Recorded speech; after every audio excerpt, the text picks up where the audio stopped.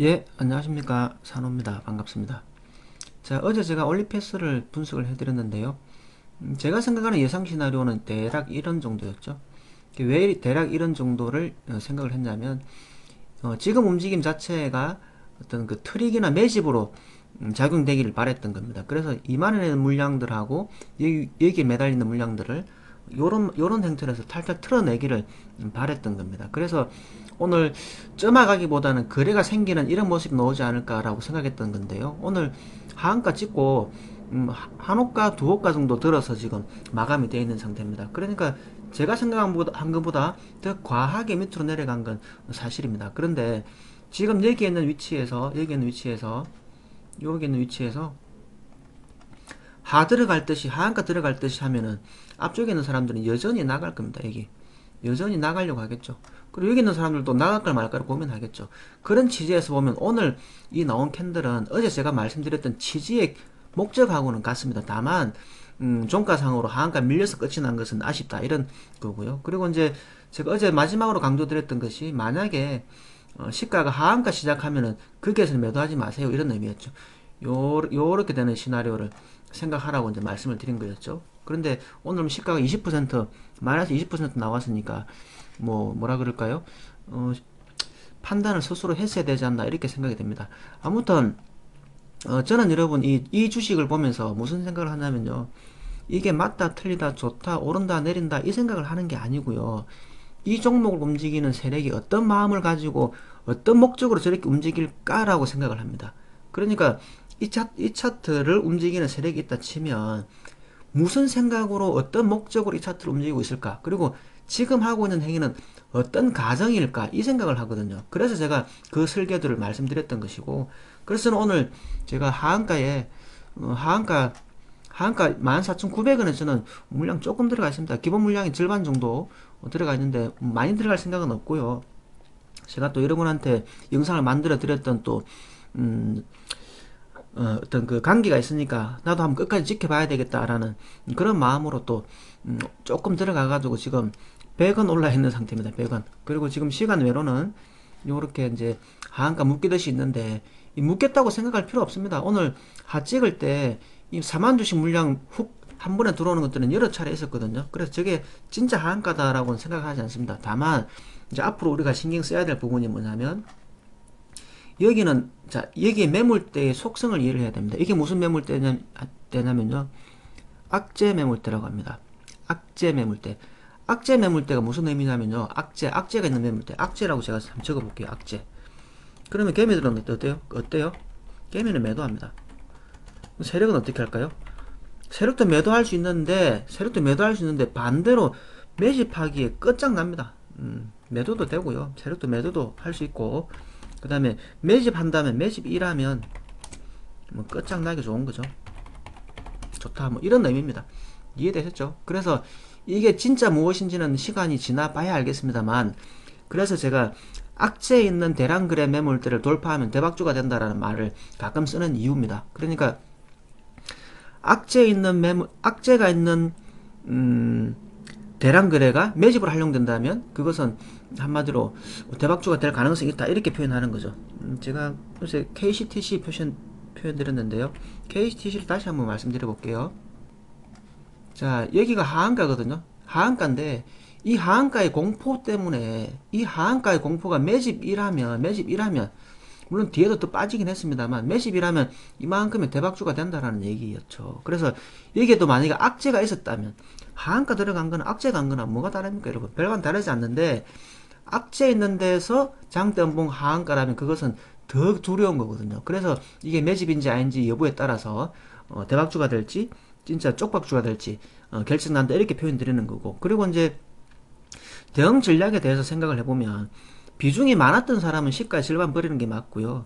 그리고 처음 들어가는 사람은 그냥 하한가에 그냥 조금 사볼까 하는 게 맞습니다. 왜냐하면 어디로 튀길지 알 수가 없기 때문인데 하한가 살 때 오늘 제가 하한가 살 때 저는 마음이 굉장히 편안했습니다. 왜냐하면 얘네들이 그런 목적을 가지고 있다면 이런 캔들이 나와도 돼.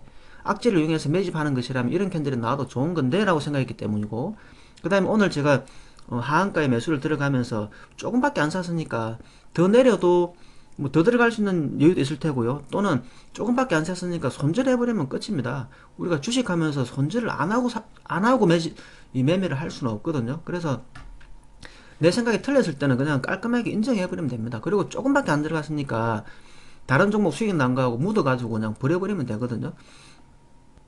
그리고 또 더 중요한 것은 오늘 제가 하한가에 샀으면 저는 오늘 손실 날 일이 없습니다. 수수료 준 거 말고는 손실 날 일이 오늘 제가 손실 날 확률은 수수료 세금 빼고는 제로입니다. 그러니까 하루 중에 가장 안전한 자리가 되냐면 하한가 자리입니다. 오늘 말입니다. 오늘 내일은 어떻게 될지 모르죠. 내일은 어떻게 될지 모르는데 이제 오늘만 생각한다면 이 자리는 사놓고 가만히 있으면 손실이 안 나는 자리였고요.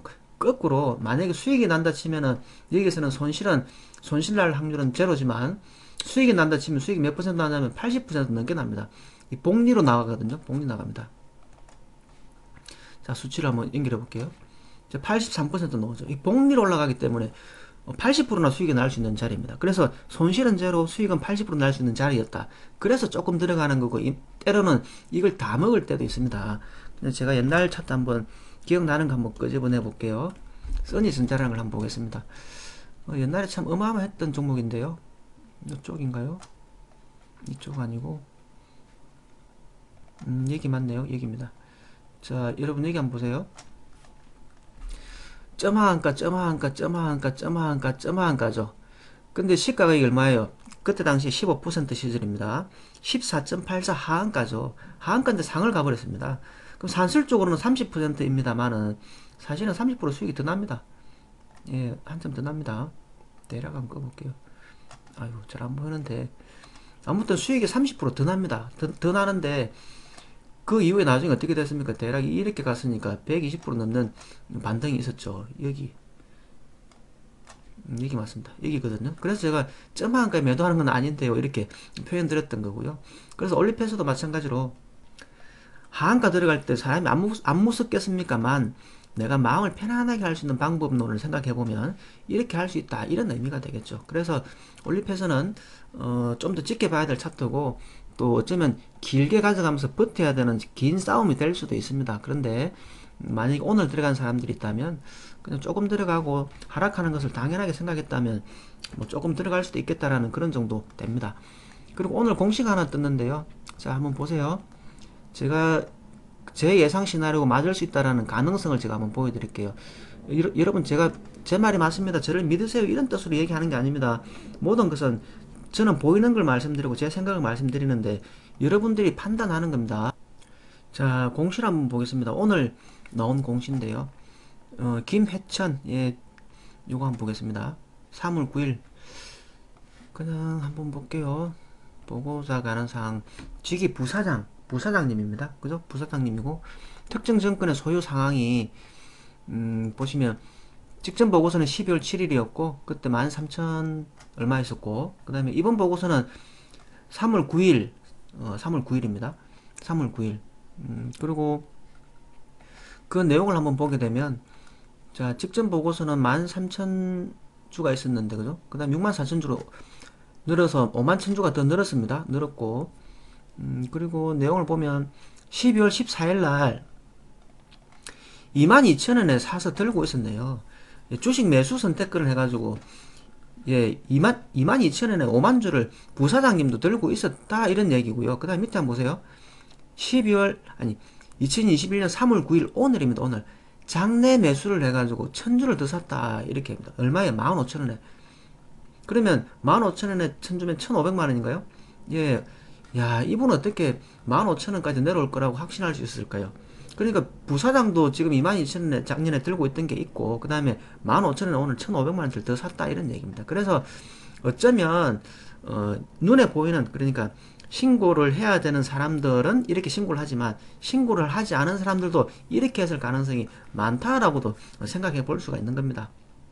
아무튼 종합적으로 보면 2020년 12월 7일에는 13,000주 있었는데 부사장님이 지금 64,000주로 늘렸다는 얘기입니다. 그러니까 부사장이 지금 5만 주를 늘렸으니까 5만 주면 얼마입니까, 여러분?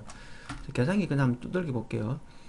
아까 저기 2만원에 매수 선택권 한 개 있으니까 그냥 2만원 곱하기 5만주 하면 100만원, 1000만원, 억, 10억이잖아요.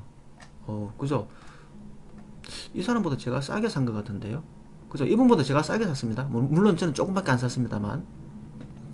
그래서 여러분, 이 차트가 어디로 갈지는 모르겠습니다만, 현재 상태로는 딱 이런 정도의 상태입니다. 그래서, 저는 이제 그 주식을 하면서, 좀 즐기는 편이거든요. 때때로 세력들 마음을 알아맞혀가면서 그 마음을 읽어서 대응하는 이런 어떤 그 게임 같은 느낌을 가지고 있습니다. 그래서 제 게임이 맞을지 틀릴지는 모르겠습니다만, 그리고 나중에 이렇게 더 하락할 수도 있겠습니다만, 중요한 것은 이 자리를 나중에 넘어서거나 또는 이 자리의 물량을 욕심내기 시작한다면, 자, 하락한 이후에도 이 물량을 욕심내기 시작하거나 이 자리를 넘어선다면 악재 매물대를 넘어서는 것이기 때문에 저기 매집했으면 잘 됐을 수 있는 자리인데 이렇게 연결 지을 수도 있다 이런 의미입니다. 그래서 저는 당장 어떻게 지금 이 종목이 밑으로 간다 위로 간다 지금 그 얘기보다는 밑으로 간다 하더라도 그게 끝나서 끝난 게 아닐 수 있고요. 시간이 걸려서 돌아와가지고 올라가는 경우도 얼마든지 있습니다. 그래서 제가 주식시장에 이제 좀 있다 보니까 이렇게 움직여서 대박주 되는 종목들 제가 너무 많이 봤기 때문입니다. 물론 쪽박 나는 종목들도 있었습니다만은 이런 형태의 설계들을 꾸며가지고 대박주가 되는 주식들 제가 많이 봤습니다. 그래서 그럴 가능성에 베팅을 조금 해놓은 거다 이런 정도를 보시고, 그리고 뭐 이 종목을 여러분들한테 제가 뭐 사세요 파세요 이렇게 말씀드리는 건 아니잖아요. 그래서 이런 시나리오도 있을 수 있구나 하고 생각을 하시고 지켜본 다음에 나중에 세월이 지나서 만약에 얘가 15,000원 하던 게 15만원 갔다 이러면 그런 시나리오 진짜 있구나 이렇게 느껴지면 어떻게 됩니까? 그러면 여러분도 대박주를 볼 수 있는 눈이 한 개 더 생기게 되는 겁니다. 그래서 저는 제가 여러분한테 드리고 싶은 오늘의 강좌의 목표는 딱 그겁니다. 아시겠죠? 좀 세력들의 마음을 읽어서 설계도를 파악해보고 그 설계도에 맞는 뭐 작전대로 매매한다 뭐 이렇게 생각하시면 될 것 같습니다. 아무튼 여러분 오늘 뭐 하한가 가듯이 해서 끝나가지고 저도 좀 많이 안타깝습니다. 여러분들 이 영상 보시는 분들이 공부하러 오신 분들도 있을 테지만 또 여기 들어가 계신 분들도 있을 텐데 주가 밀려서 끝이 나니까 여러분 마음처럼 저도 마음이 찹찹합니다. 저도 잃어본 적이 있고요. 또 개인 투자자들이 겪는 참 힘든 시절들도 다 지나왔기 때문에 여러분 마음이 힘들다는 것도 이해를 합니다.